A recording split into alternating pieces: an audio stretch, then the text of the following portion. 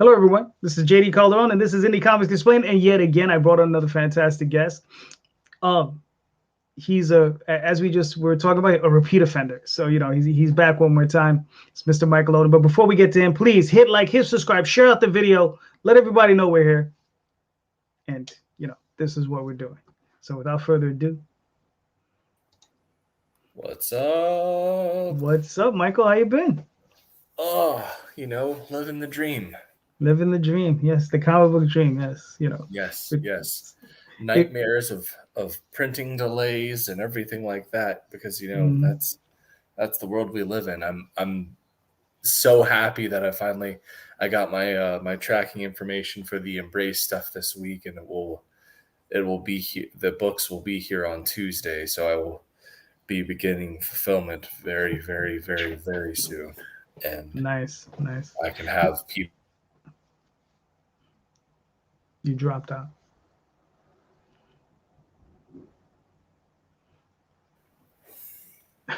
You dropped out for there, Michael. Yeah, I saw. we're having technical difficulties here. Yeah. So let me ask you a question. What issues did you experience with printing? What was it? The paper shortage? No, actually, that was like the big fear, that because like everyone's having that issue. Mm-hmm. Our issues were literally Murphy's Law just slammed into my printer like a runaway ice cream truck. Oof. Like, he had put in an order for a new printer to update the one that he had, and literally as soon as he put in the order for the new printer, his printer that he had for years just decided, yep, I'm going to quit. And so literally he would start doing prints for us, and the printer would crap out. Like, I think that I got like six videos of the same maintenance guy coming back, progression thing of the maintenance guy looking less and less happy to be there. Right. Like, initially he was like, yeah, it's no big deal. So I was like, man, it's really weird that I've had to come back here like 2 weeks in a row. And then, like, by the time I got the last video, he was like, I can't fucking believe that I'm still here working on this thing. He's like, it's an antique, get rid of it. But we finally got everything, and yeah, man, that's literally what it was. It was, and that was what was so frustrating, is that with the paper shortage, I can at least go, yeah, paper shortage, this, that, the other. But no, this is literally just Murphy's Law. Everything that could go wrong went wrong. I mean, he got the new printer, and then they didn't send him enough toner. Like, he had asked for a whole bunch of rolls of toner for the printer, and they gave him one. And so he was just like, God damn it. Yeah, that's always rough. Yeah. Yes. Especially, I mean, I've worked in digital printing, and you can go through, if you're banging prints on those machines, it'll go fast. Yeah. It'll go fast. You got to have like 5 or 6 of each thing, and they're not cheap. They're expensive. So exactly. It could be that that's what holds it up. But sometimes if they lease the machine, sometimes the toner comes into play with that. Like they'll factor in the cost with that. So who knows? Yes. I think Meredith is saying Moden. Yep. Hi, Meredith. I know it's been a long time. I was coming back to start and like get back into the swing of things, and then I got bogged down by silliness in life again, and then I was trying to figure out what was going on with the Embrace prints, and I was finishing up my semester, my last session of school that I had done, because I'm slowly whittling away at my undergrad, and just lots of stuff going on, and so now I'm starting to come back out of the proverbial rabbit hole to try and do some promotion, because we got a bunch of stuff going on, and figure I come on JD's enough, and it's been a little bit since I've been on, so why not Why not? Come on and chat a minute. Exactly. You know, so yeah, so I mean, what's going on with? All right, so you got the first issue of the Embrace, right? Yes. Now, when because we're always thinking, we can never have enough. So, when do you think you'll have the next issue out in the world or out in Kickstarter, Indiegogo, or wherever you're gonna? Good.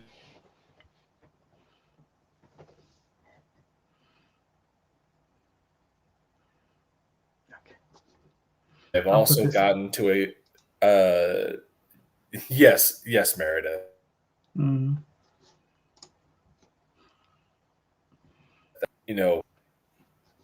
I've gotten to a point where I'm very happy with where I'm at right now. Mm-hmm. I'm about a quarter of the way through the script, but I've also hit the point where, and this is something that I do, it's my process. Like, I don't have writer's block so much as I get really interested in something else for a bit. And so I write on that, and then the interest jumps back in.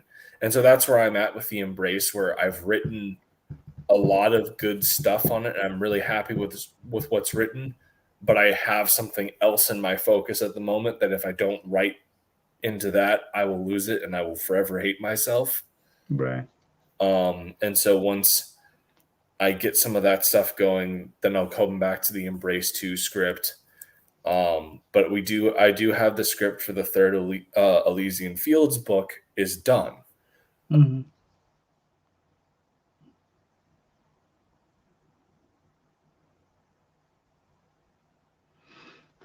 The night I'm having. Yeah, we're back. We're back. It's one of those nights, yes. Yeah. I do have the script of the third Elysian Fields book is done. And that's kind of what we're doing. That's kind of what we're working towards right now.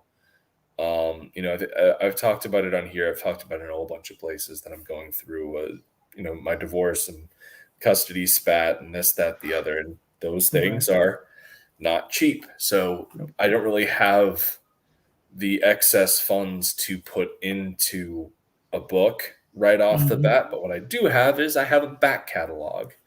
And so what we're doing right now is we're in the middle of doing a mailing list for pre-promotion of our 9 Realms catalog campaign, which will have the completely remastered Elysian Fields for the 0 issue and Pyramid Gambit. They'll be completely they're. I probably cut out again for a couple seconds.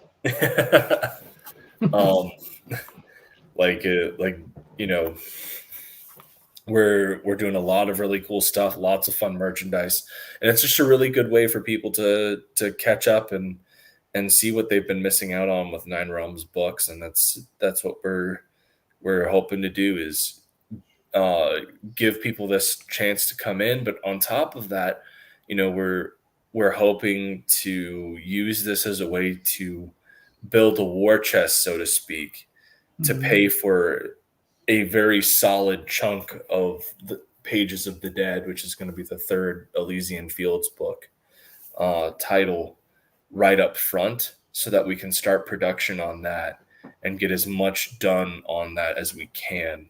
Because Elysian Fields, when we brought in the new colorist and everything like that, the price of the book, of making the book has gone up. Because when we did the Embrace, we had a lot of people go, man, this is fantastic, but it's like it's kind of a step above what we've what your other books have been. Not that they've been bad, but like this is on a whole other level. And so if we're going to continue to push Elysian Fields and everything like that, we have to match. We have like everything has to level up. The bar is the new low bar is the first issue of the Embrace, and so everything has to be on par with that, if not better, right? Like that's the goal. No, that's always the goal. To push it up, always push. So I mean, you got Elysian Fields, you got the Embrace, right? You have now. Let's not even talk about the new project just yet, right? your plans on Elysian Fields, like you're talking about a third issue. Yep. How much longer do you expect to take that story? Are you looking to do? It's going on. Like the third book literally just wraps up the first arc. Gotcha. Okay. Like when we finish the third book, I'm going to do a massive like hardcover collection of the 0-issue Pyramid Gambit and pages. That'll be around like 250 pages or something like that.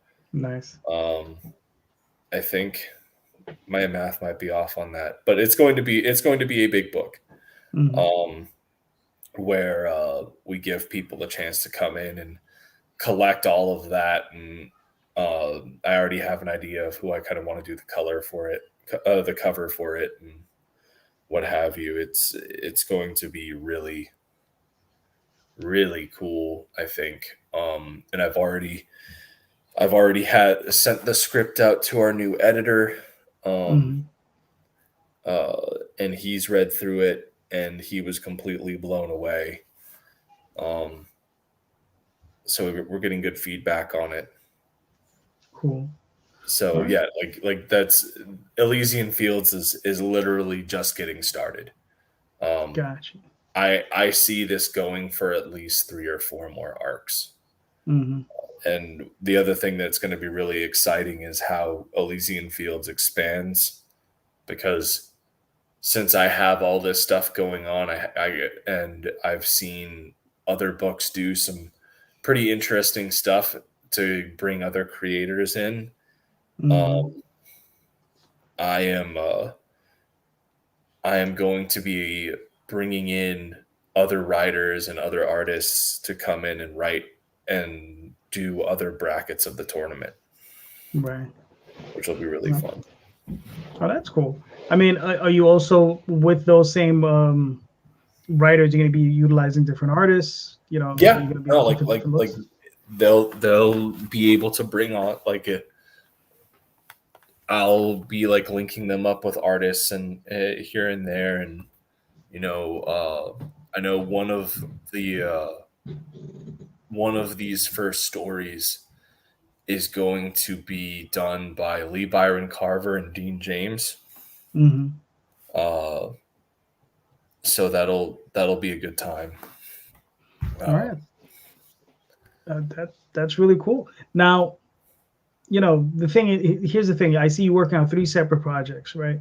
Got the Embrace, you got your new project, you have Elysian Fields. Now you've been out there, right, scoping out artists. Right now, what's your process? How do you pick out an artist? Oh man, so we have you gave us all the secrets and he blanked out.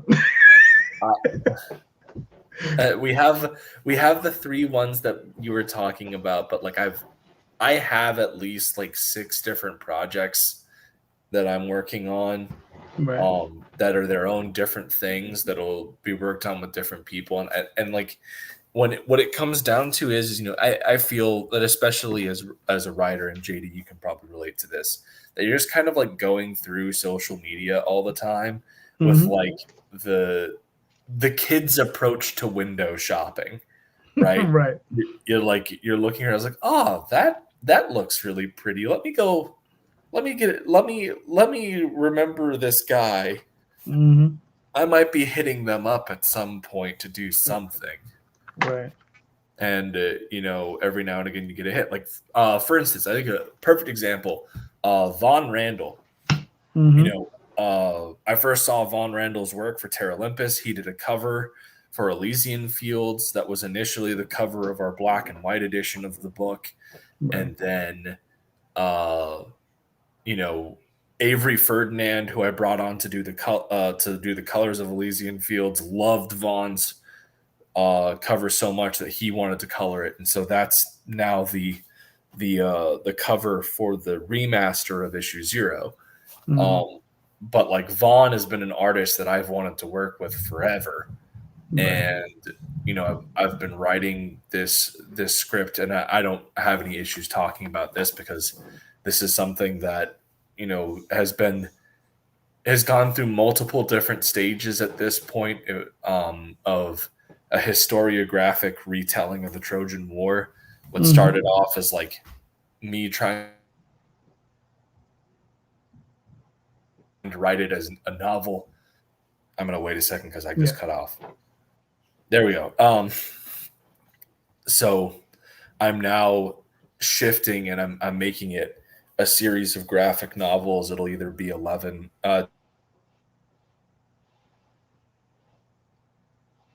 and then if I do 11, the first volume will effectively serve as a prologue to set everything up. Cool. Now, is Vaughn going to do the artwork for that, or is he just doing that? That's why I was bringing that up, is because Vaughn is phenomenal, and the level of detail that he gets in on his work is exceptional. And when you pair that with Avery's color work, I just like, it's going to be really exciting because I've been working on the script for this first book. The working title of the series is called Promachoi, which is the ancient Greek word for leading spear. So like the precursor to the hoplite, effectively. And so like I've been as I've been writing everything, I've also been doing like little character sketches and getting reference images of different Bronze Age sets of armor, Dendra sets, helmets, and getting the pictures of the ships together, different settings, because if I'm going to do this, it's going to be like we're hitting this thing and we're making Troy come to life. Right. You know, we're going to make this siege that, like, the stories of which have stood the test of time across millennia. People are going to feel transported. Gotcha. All right. That sounds really very ambitious. Very cool. Now, how long do you think that, like, do you have, like, you're like, okay, do you know how long you're looking to span that? I mean, obviously you're going to do the whole Trojan War, but do you think it's going to take you 6 issues? Do you think it's going to take you Well, that's why I said issues? So effectively the idea is that each book will be a graphic novel of around 80 pages, and as I said, it's going to be 11 books. Gotcha. 11 books maximum. 10 ideally, but I might have an extra one because I'm writing the first book right now, which is effectively I'm writing the first book right now, which is effectively setting the stage of the Trojan War, getting all the players on the field. And then from there, I effectively want it to be one graphic novel. Is that I've had with a lot of adaptations of the Trojan War is that it feels so rushed. Right. It never feels like a 10-year conflict, but like it was a 10-year siege. These guys were there for a decade. Have you ever looked at Eric Schanauer's Age of Bronze? Yes, I have. I have all of the ones in black and white that he came out with, all the volumes of that, and then I have his 2 colored ones that are signed by him with little character sketches in them as well. I adore Age of Bronze. The only thing that made me butthurt about the last one that I got is that I personally requested him to draw Achilles in the thing. Like, I paid extra for a commission to be drawn in there, and he was and I was like, "Can you please draw like your armored Achilles fighting your armored Hector in the inside cover?" It was, "Yeah, no problem." And then I got an image. I got the book, and it was Agamemnon in there, and I was just like, "I want to throw this thing across the room." Maybe he sent you the wrong book. he might have. I didn't have the heart to be like, hey man, so I asked for this. I paid extra so that I'd get your commissioned piece. What the hell, man? I got the asshole in this series. Why did I get the asshole? Right? Well, Agamemnon is one of those characters that, I mean, when you read just the Iliad, Agamemnon is like the worst. Right. But he's a very nuanced character that, while I still think is a piece of shit, is very tragic, and I feel a lot of sympathy for. Like I will never make it like it. When I'm writing him in Pro McCoy, I kind of make him this guy that's so obsessed with maintaining his throne and everything like that he doesn't see the forest for the trees. Right. And he puts a lot of things at risk that he knows that he shouldn't. And it's as that happens, he's already kind of like a very stoic person in Pro McCoy, but like as he has to make these concessions to defend his throne, it strips him more and more of his humanity until he's the person that he is in the Iliad. Is kind of how I see it. Okay. Well, yeah, I mean, he goes. It's been a while since I've read the Iliad, so, but yeah, I do remember him not being pleasant. Yeah. Oh, yeah. No, in the Iliad, he's absolutely the worst. Like that's the whole thing, is that by the time of the Iliad, you're 9 years into the war, the sun god is causing a plague in your army, and people are telling you, hey, this is how you fix it, and you tell them to go fuck off. Right. The priestess is cute. I like her. Hey, some dudes are just like that. All right, that's cool. So I mean, that's very, like I said, it's very ambitious. I mean, you're looking at 800 to 880 pages. That's a lot of work. Yeah, it's going to be, but it'll be worth it. I'm pretty excited, and I'm having a blast writing the script. No, that's cool. Now, what type of time frame are you looking for that? The first book. So I already have a lot of projects that are going to be happening here this year. I don't see the first book of Pro McCoy coming out till 2022. Gotcha. And in fact, actually, I got to push that back. Probably 2023. Gotcha. Well, yeah, because this year's almost over. Yeah, this year's almost over, and like literally next year, I have, if everything goes the way that I'm expecting it to, that I'm expecting / hoping it to, we will have 9 Realms will have a new campaign every like 3 months. Gotcha. All right, so you're looking at 4 books in a year. Yeah.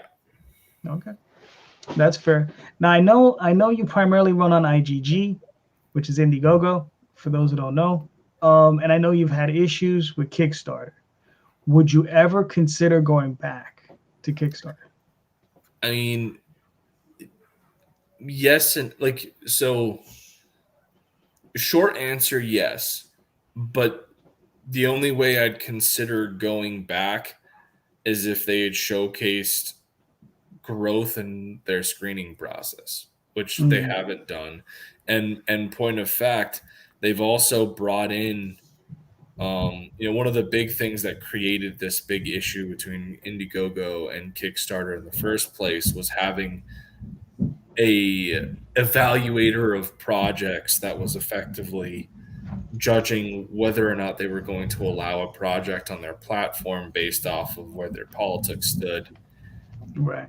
And it seems that they have hired another person to do exactly that. And I don't really care about political leanings. I'm center left my own self.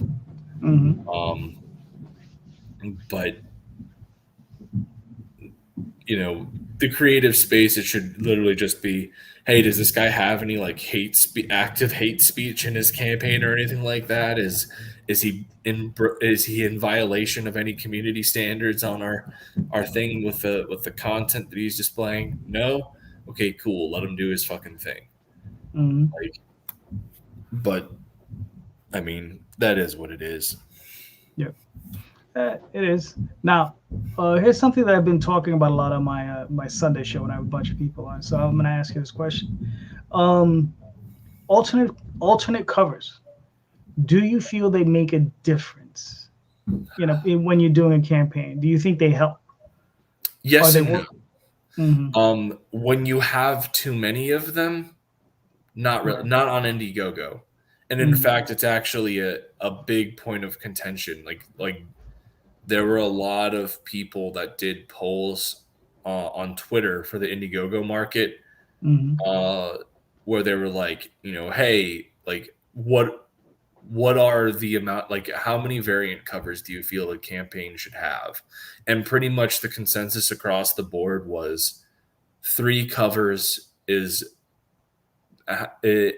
what you need, is what a campaign should look to have. Having too many more over it creates the same, one of the big problems that a lot of people have with the mainline industry with, you know, well, we have like 60 variant covers for a book. Right. And like that's my whole thing is I understand trying to get perk tier variety and what have you, like, because like that's effectively the whole point of variant covers and crowdfunding, is to create a variety of product to purchase, so that way people are buying more things. But I also feel that I see a lot of Kickstarters that have so many goddamn variant covers, and I just go, it doesn't matter if you guys meet your funding goal.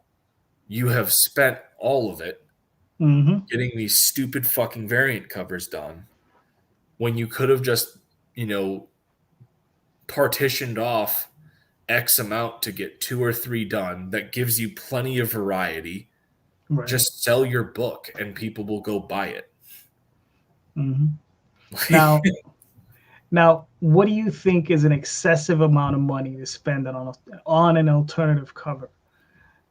I mean, I don't think that there is, like, look, every artist has their own damn price.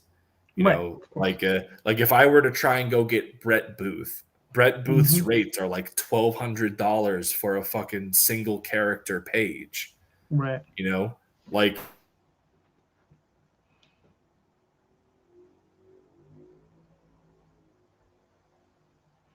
all right.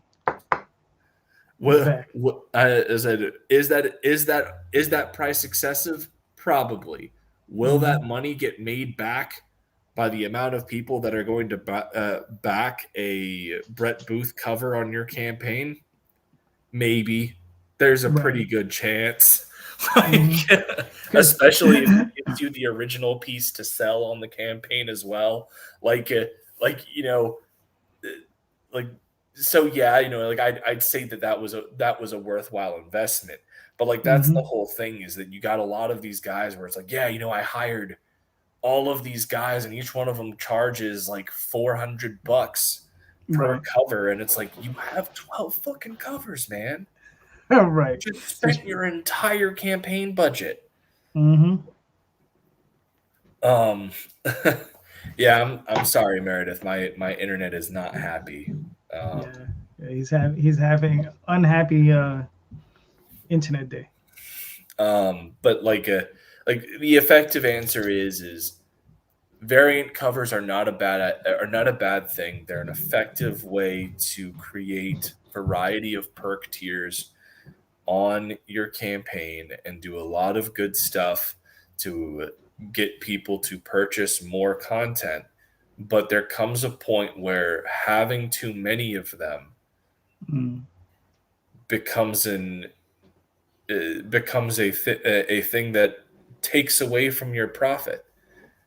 Like, if you're spending as much on variant covers as you are on the interior of your book, you've made a fucking mistake. Yep.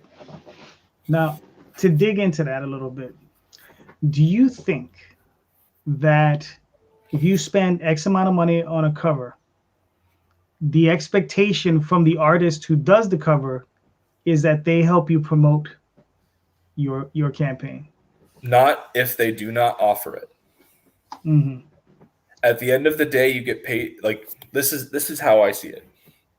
Okay, you pay somebody to do a job. They do that job,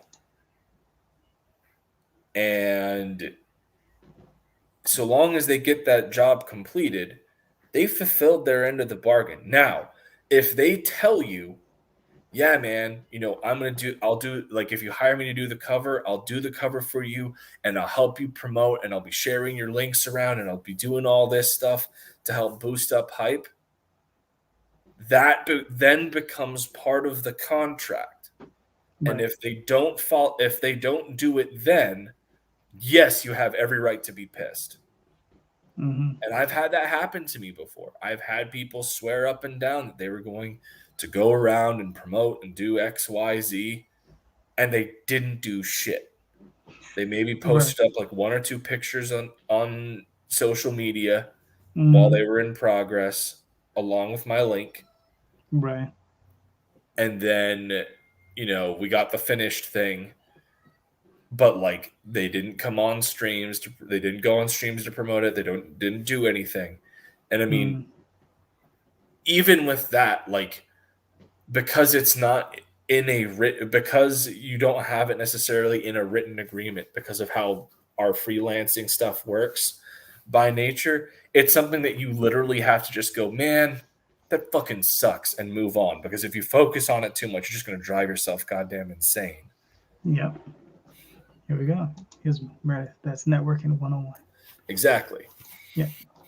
No, I just find it interesting because, like I said, I mean, yeah, I've seen that thing where it's like you've seen these guys, and it's just like you guys, like, you have 14 covers or 10 covers, and they cost you $400 a pop.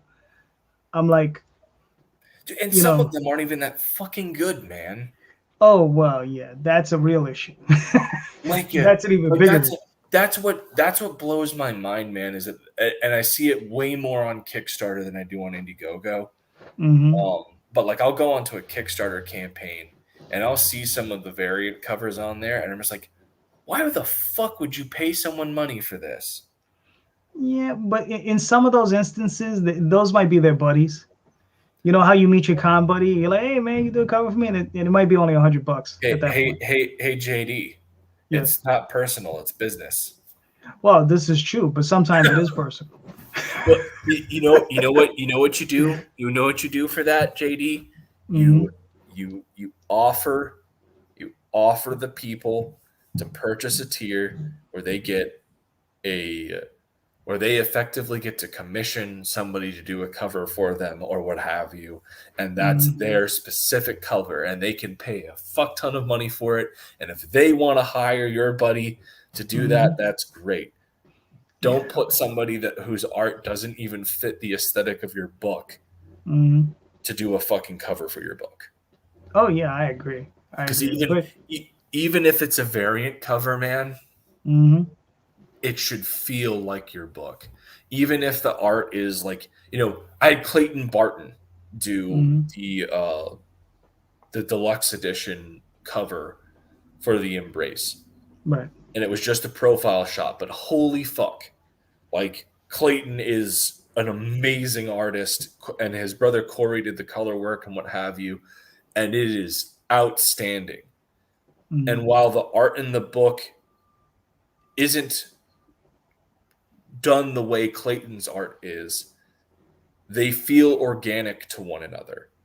You will never go and see a page of the Embrace and be like, man, I feel like I was ripped off when I bought this book, because it didn't feel right.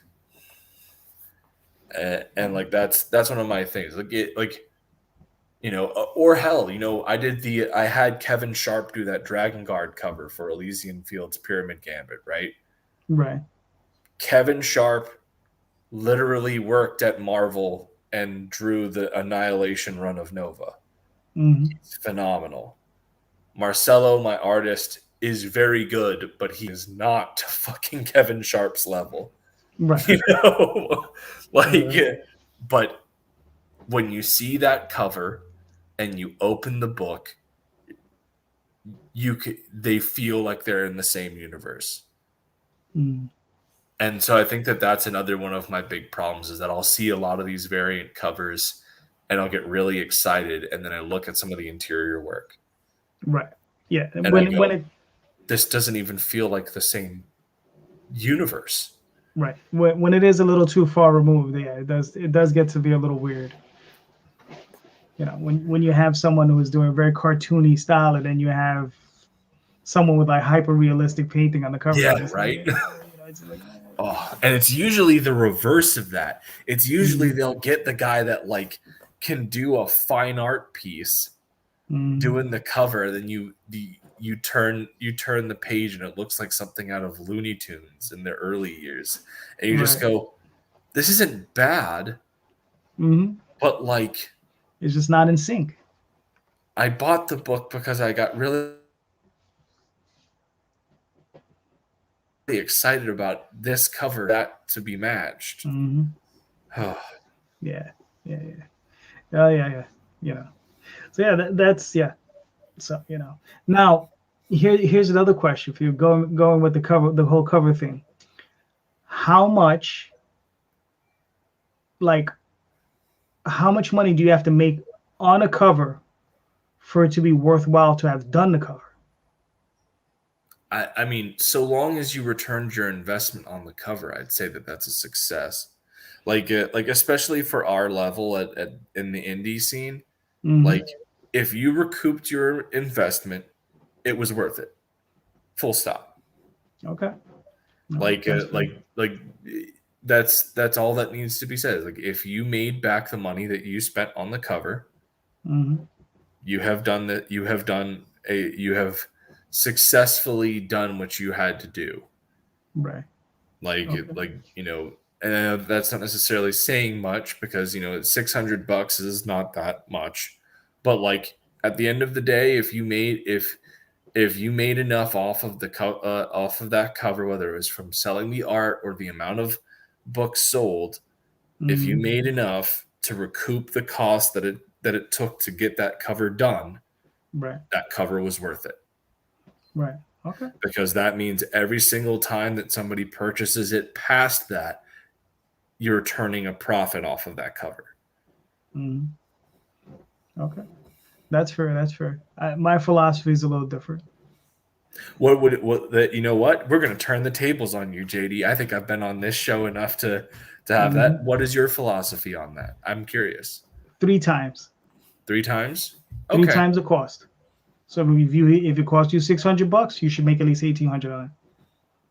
That is fair. No, I think that's. I look at it like that. I look at it like that because, you know, it's a business, right? Yeah. And you know, we're looking at it as a business, and I have other artists to feed. I bring in one artist to help me feed the other artists, right? No, and 100%. I just like for me, so long as it didn't lose you anything, I'd say that it's worth it. Like that's my whole thing. The only time I would ever be pissed about paying money for a cover is if I paid a lot of money for somebody to do a cover, and that cost didn't get recouped. Then I'd be like, I hate you. Right. And I'd probably never work with that artist again. Yeah, I've spoken with other people who have hired pro artists, and I saw the piece is freaking gorgeous, but it just did no business. You know, they did no business for them. And I was just like, wow, that sucks, because the piece is gorgeous. You know, and I'm like, but that's why I asked the question, you know, I said, because I asked him, I said, did the artist help you pop it a little bit? Did they talk about it anywhere? Did they let anybody know? Do they have a fan base that talks? Because I spoke to another artist who worked with a fairly famous artist. If I mention the name, I'm not going to mention the name. You recognize the name, and it was expensive. Okay. You know how you mentioned Brett Booth? Yeah. It was more expensive than that. Yeah. Okay. But he said that that particular artist, though, he has a big fan base, and he let his fan base know. He says, listen, I did this cover for this guy, and they ran that cover all over the place. They did a bunch of different things with it. And he says it like made like 10, well, I don't know, 10 times, but like 5 times what they spent outstanding. No, and exactly. that's the whole thing is it's like, look, if the artist you hire wants to continue getting work, they're going to go out of their way to promote your book so that people know to go purchase their art, because that's they understand. Like I've been hired because of my talent to bring my fan base in, and so like that's the whole trade-off is like, yeah, they get work, but they bring it in, but it's also not an obligation. And that's something that I feel a lot of indie creators that I have seen, where they will spend a lot of money on stuff thinking that because they paid for X, Y, and Z, that means the people that they are paid are obliged to do more than what they were paid to do. And that, like, to me, it's like, common sense would probably dictate these people do that so that they could continue to grow, so that they could be like, yeah, hiring me on a book, make sure that your book sells. But at the end of the day, there is nobody that is going to sell your book like you. And so like that's always been my thing, is like, you cannot fucking trust the success of your campaign to somebody other than yourself. Stop looking for somebody to blame and start looking at yourself. What are you doing wrong? What are you not doing to promote and what have you?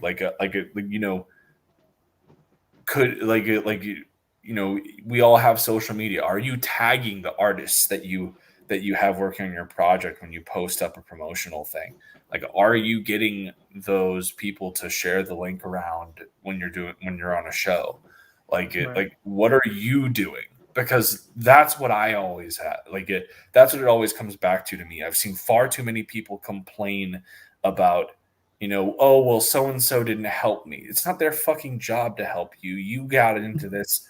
You made a decision. You made a big boy decision to get into this industry.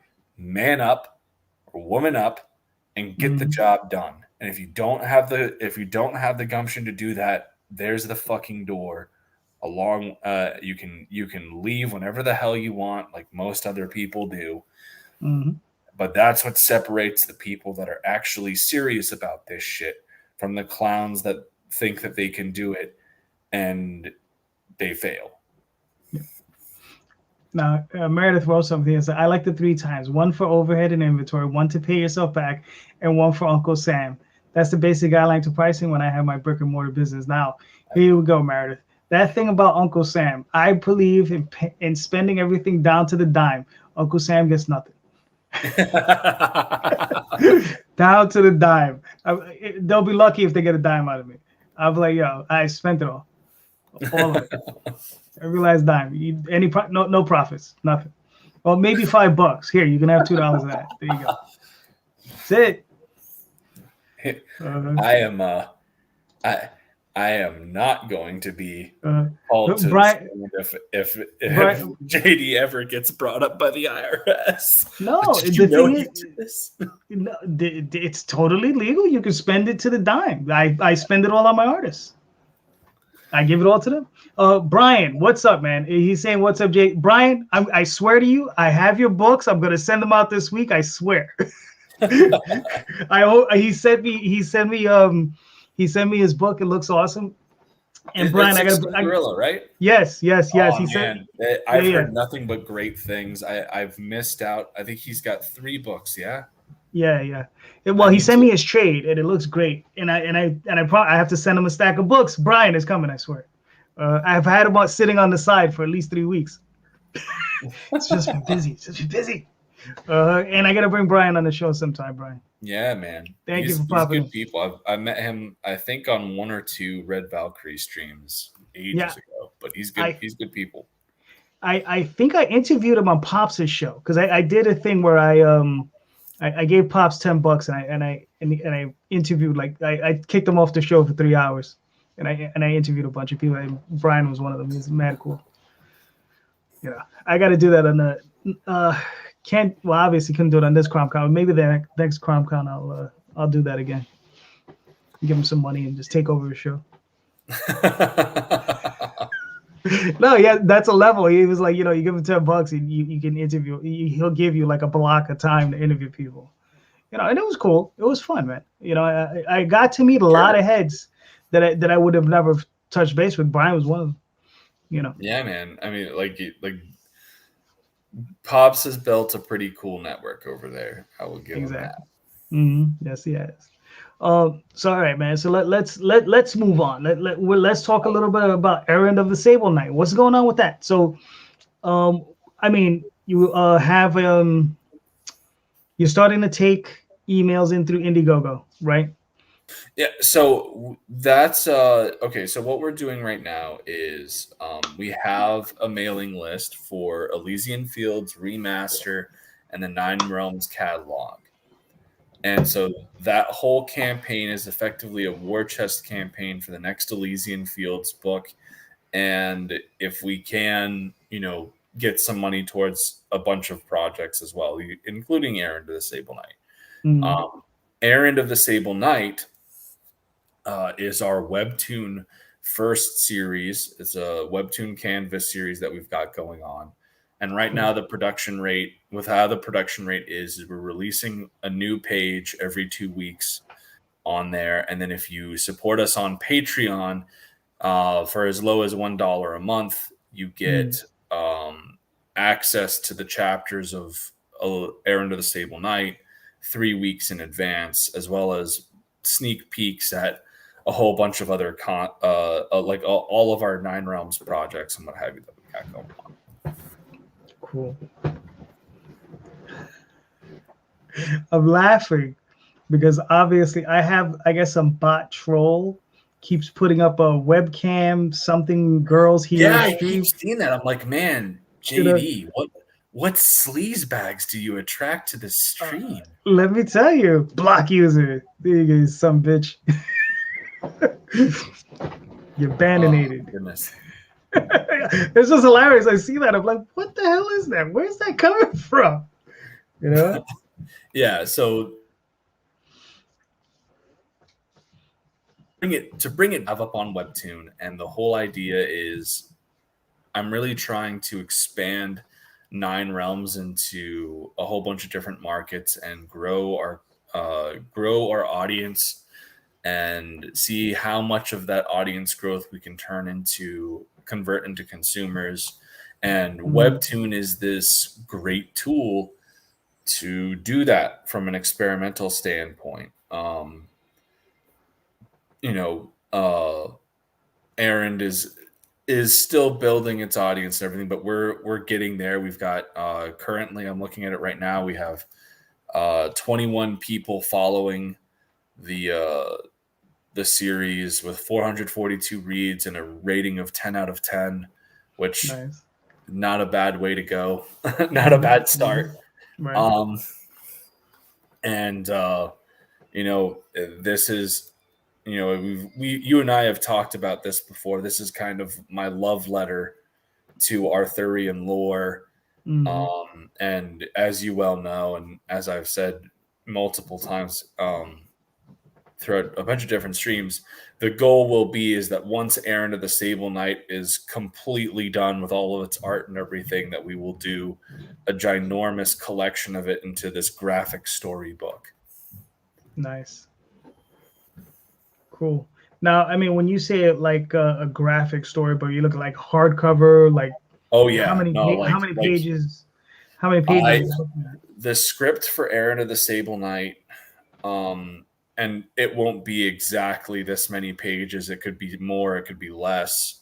It honestly all depends on how Dino breaks down my page descriptions and everything, because there have been a few times where he's been able to combine a few pages, like 2 pages, but there have been other times where he's like, hey, I've got to break this into like 2, maybe 3 pages. Like, right. This is really good, but it is really detailed.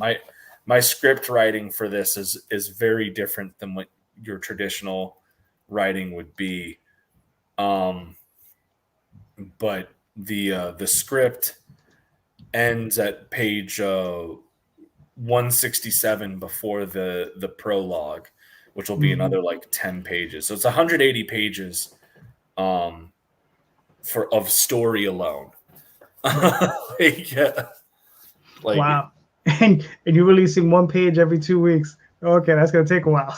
Yeah, well, so the idea is that I am hoping that Errand of the Sable Knight is broken into chapters.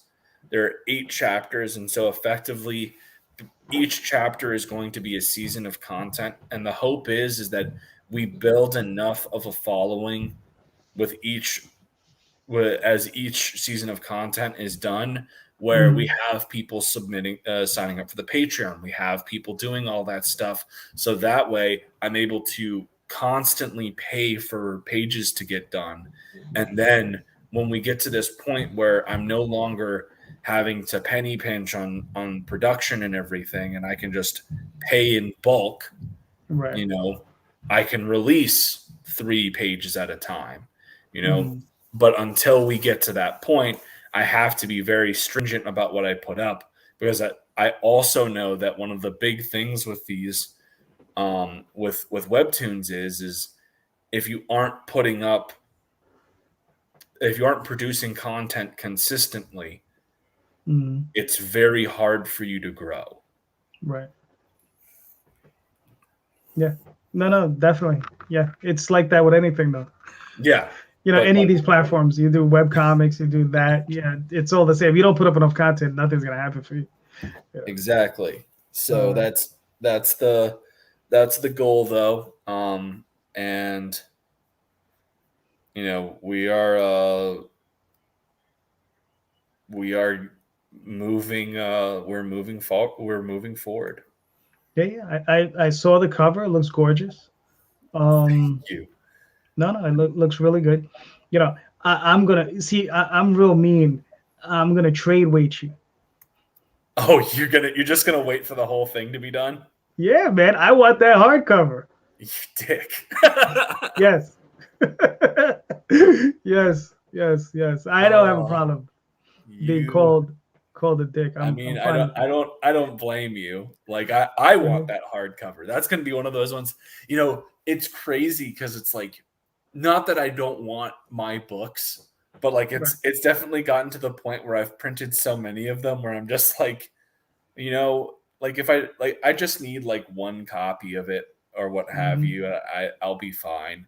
Like so long as my kid has a copy, for him to read when he gets older, I don't really care. But like Errand of the Sable Knight's gonna be the one where I'm just like, when this is over, I'm going to have like two copies of this, one for reading and one for display.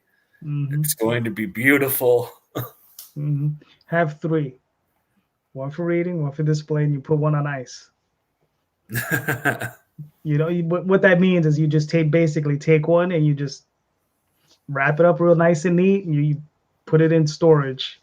And then, just in case something happens to the other ones, you have that one. Yeah. At least, yeah. And that's something I'm trying to do now. It's just like, because I've lost so much stuff that I've done originally. It's just like, how am I going to get a copy of that now? And I'm like, why do I not have a copy of that? So yeah, it's like the one that I have on display. Dino is sending me like a whole bunch of the traditional art for this stuff. Like, cause he hand draws and inks his pages. Nice. Right. So like, he's sending me all the traditional pages and everything, and a lot of it I'm probably going to use to try and sell and get some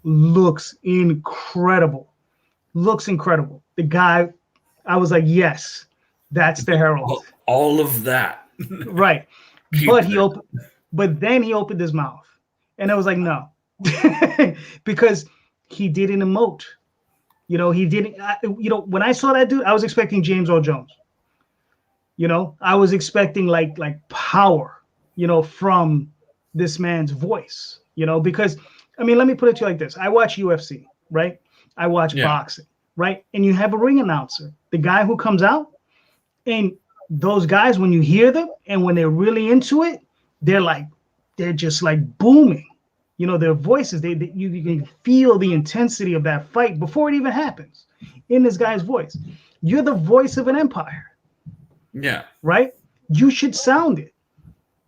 You should speak, and you speak for your emperor, and you speak clearly and concisely, and with power, because that's what it is. And that's, for me, where I felt a little bit like, okay, maybe, because I think he tried to separate himself from the first movie because it is a little bombastic, and some people, it is a little cheesy because of the effects or whatever. But you can't compare effects from 2021 to 1984. You just can't. No. Yeah. But I think the guys it really is.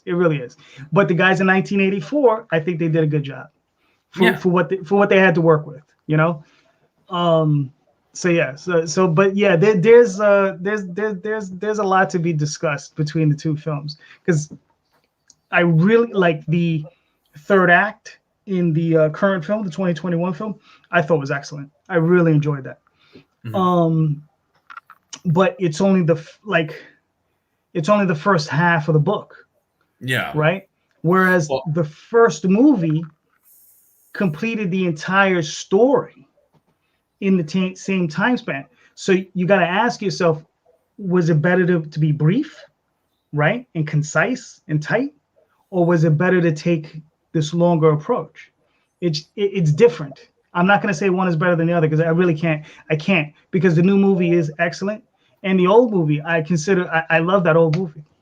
Whether it's excellent or not, that's up to you. But that's more than fair. I think that it's one of those things where it's very difficult for me to give an informed opinion about a movie about a book I've never read. Mm-hmm. And so like that's one of my whole things is like, I feel that any opinion that I have on Dune would have a sort of thing where it's like, well, you never read the book, and right. Yeah, you're right. I would discount my opinion too. And here's the other thing: in the first movie, you have Patrick Stewart holding a pug, a dog, a pug. Yeah. Right. He's holding a pug. He's holding a gun, and he's screaming with his troops following him into battle. He's screaming Duke Leto, and he's running into battle, and he's holding a pug and a gun. It's hilarious. You can't beat that scene. You just can't. I mean, I'm sure it's great. So yeah. So Odin, look, man. So we gotta cut it here. My wife just got back from Miami, and I haven't said hello. I think she's ready to choke me. So I mean, hey, that's more than fair. I've seen Daphne when she gets angry. I wouldn't want to be on the opposite end of that. So exactly. You thank you so much for having me on to shill about what we've got going on with Nine Realms Publishing. It's going to be a very exciting next few years. And for those of you who back the Embrace, books are coming. They are. Nice. They are actually. The books will be here on Tuesday, so I will begin the process of signing. And after I break my wrists from all the carpal tunnel, I will be sending them to the fulfillment guy, and we will be getting them out to you guys. So thank you all for your patience. I know that we are a few months behind of schedule, but at least we're not a year. So we got that going for us. This is true. So Odin, please let everybody know where they can find you and your work. You can find me on Twitter at ElysianFields_0, on Facebook under Nine Realms Publishing, and on YouTube under, I think, Nine Realms Publishing. I don't know. Subscribe to Elysian Fields on Webtoon, and support us on Patreon if you can. There you go. All right. Thank you so much. Thank you, everybody.